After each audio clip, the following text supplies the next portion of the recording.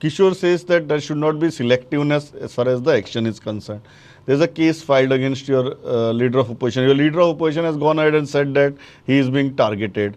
But what we see is your party has still not come out vehemently opposing or criticizing this move. So, are you supporting government on this? Because even you are saying that okay, let them investigate our leader of opposition. No problem. We will see when some concrete thing comes out of it. No, no, we are not against any kind of action taken by the government. But what we are saying, when you have a selective type of attack, now, for example, Michael Lobo, that place was an agricultural land. To me, Dakwela, there's some construction taking place. We have seen in Old Goa also how they have given approvals for a project, some other place, and approvals have given at the religious place. So this government, besides being vindictive, I think have done nothing for the last 5-6 years.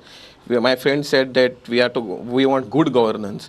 When CEC today has given recommendations to the Supreme Court, our Honorable CM had said that we will stand by it and will scrap the 3 linear project. Where is the good governance here?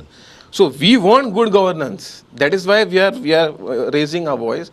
But don't be vindictive and then divert the issue. I feel all these things what is taking place is also a gimmick to divert from the real issues, from price rise, gas, petrol, religious atrocities, jobs, etc. So I wish the government should work on the real issues than just making issues from no Okay. issues and then Let's come to the issue of business that you raised, Sholin.